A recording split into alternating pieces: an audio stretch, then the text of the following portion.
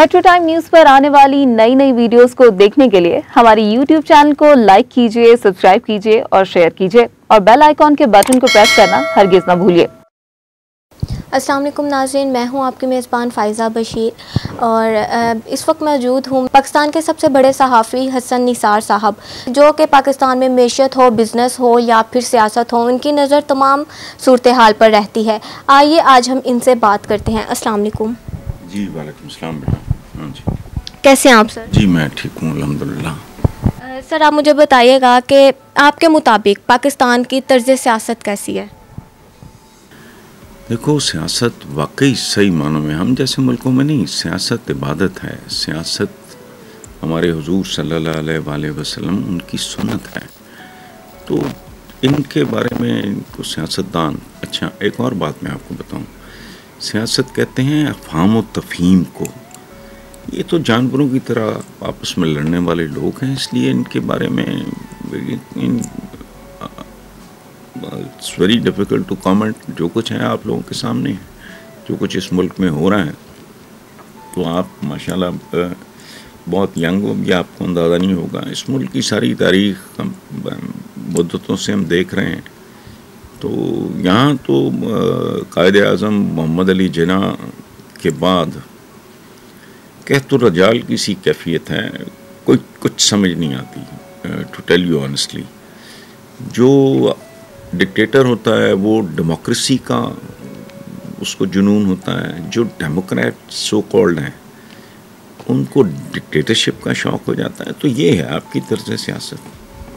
तो पाकिस्तान का जो मौजूदा दौरे हुकूमत है, जिस तरह इमरान खान ने बहुत सुहाने ख्वाब दिखाए थे अवाम को, तो आपको क्या लगता है कि आइंदा दौरे हुकूमत इमरान खान साहब का होगा? बेटा, इस पर डिपेंड करता है कि जब एक बात आप समझ लें बहुत अच्छी तरह, जितना पुराना मर्ज होगा उतना ही तवील इलाज होगा।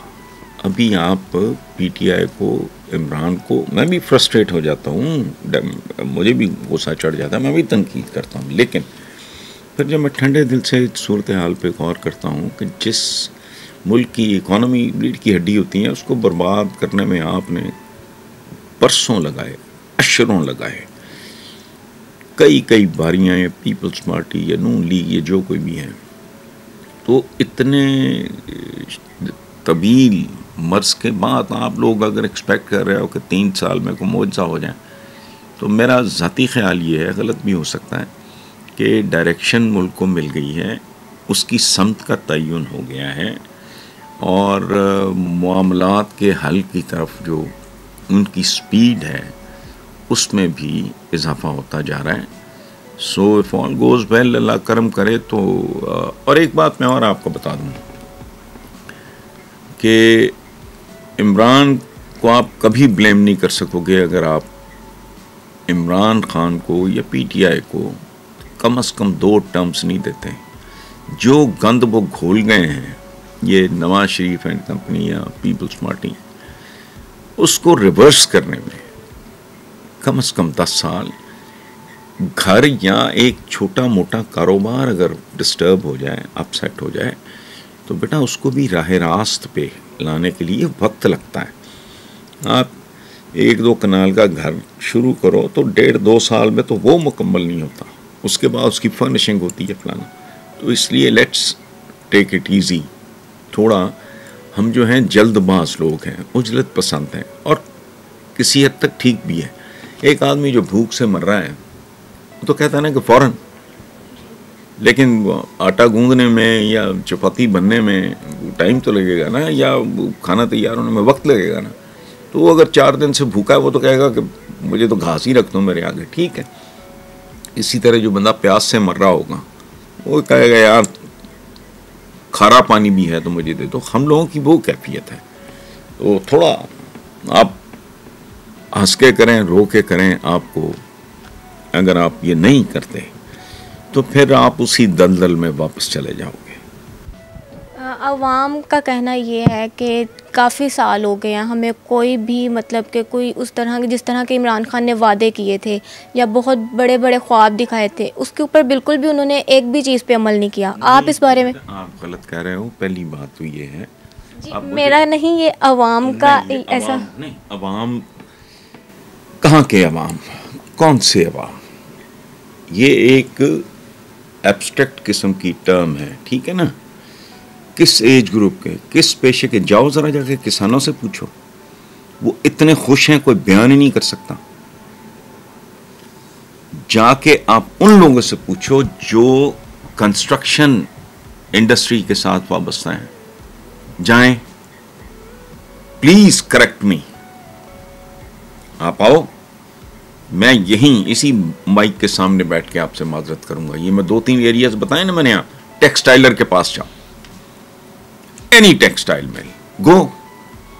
ऐसा नहीं है।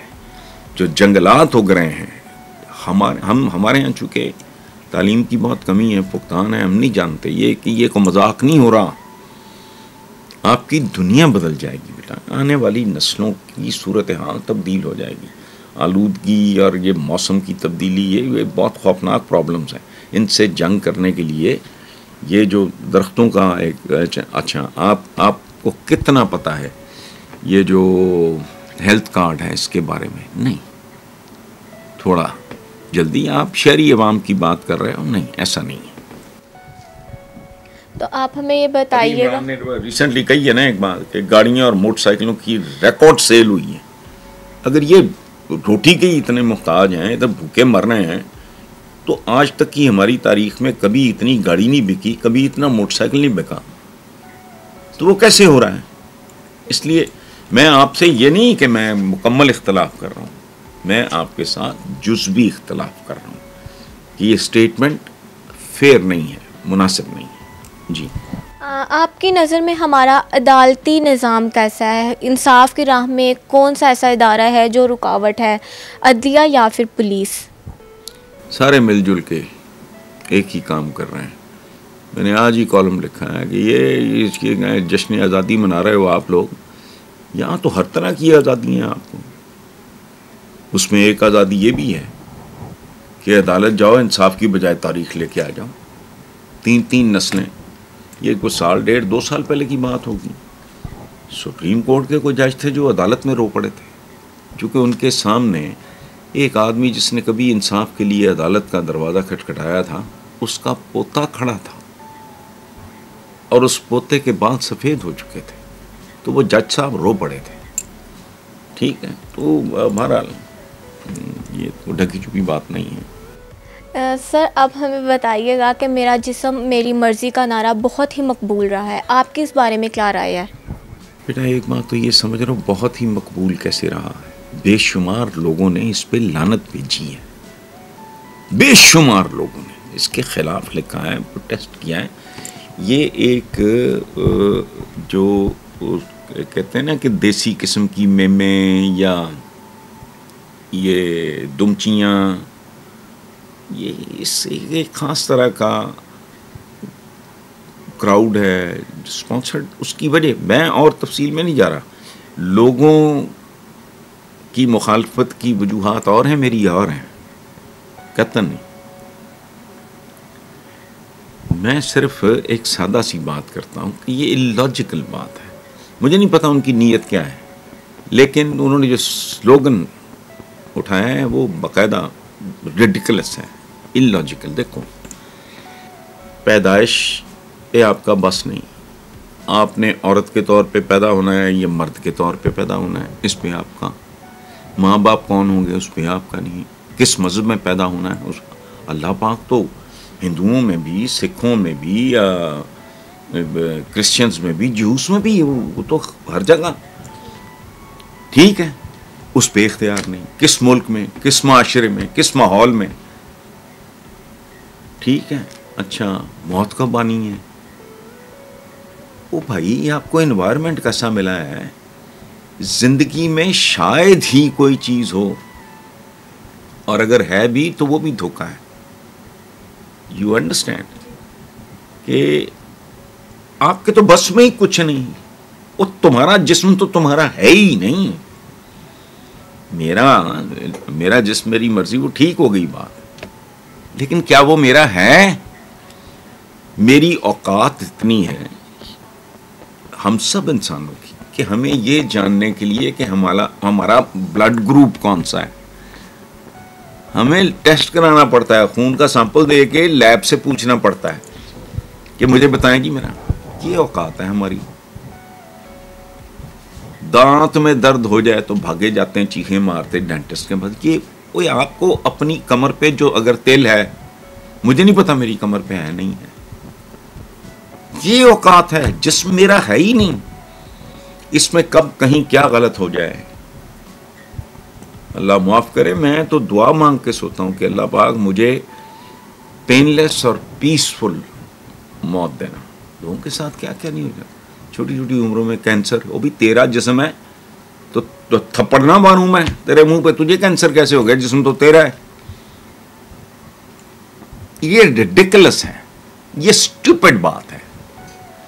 कहना जो कुछ चाह रहे हैं वो कि भी मेरी जिंदगी में मेरा जितना इख्तियार बनता है और हमारा जिंदगी के मामले में भी इख्तियार, मेरा जिस मेरी मर्जी पे तो लानत बात, वो तो तसव्वुर बेहुदा है। भाई हमारी ज़िंदगी में आपके पास गाड़ी है, आप खुद चला रहे हो, तो आपको तो वन वे वायलेट करने की इजाज़त नहीं है। रेड बत्ती क्रॉस वो नहीं होती मर्जी। इंसान जो है, वी आर लाइक रोबोट्स, हम अल्लाह के खिलौने समझ लो, कुदरत के, नेचर के। आप अंदाज़ा लगाओ, एक जो बलोचिस्तान के पसमानदा इलाके में इस वक्त जो बच्चा पैदा हुआ इस वक्त, और एक बच्चा जो स्कैंडिनेविया में पैदा हुआ, जो वहां पैदा हुआ वो 99% बाजी जिंदगी की जीत चुका है। पैदा होते ही जो वहां हारा है वो 99% बाजी हार चुका है। हमारे तो इख्तियार में ही कुछ नहीं।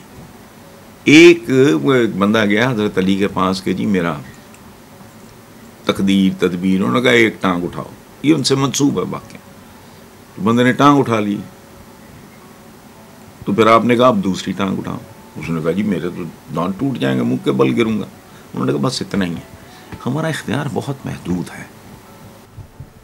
आम तौर पे कहा जाता है कि पाकिस्तान एक कौम नहीं है, ये मिलजुल कर नहीं रहते, तो इनको ऐसा क्या करना चाहिए कि एक कौम बन के रहेंगे? पहली बात तो ये है कि मोस्टली दुनिया में ना एक मसलन अमेरिका जो है सुपर पावर है, इतनी देर से बनी नौ इंसान में अमेरिका की ज़िंदगियों में अमेरिकन ने बहुत कुछ कंट्रीब्यूट किया, बहुत कुछ कंट्रीब्यूट किया। तो वो तो कोई कौम है ही नहीं, सिरे से ही कोई कौम नहीं है। अमेरिकन तो कोई कौम है ही नहीं। जो काले हैं वो भी पकड़ दकड़ के बाहर से लाए, ओरिजिनल तो वो रेड इंडियंस थे।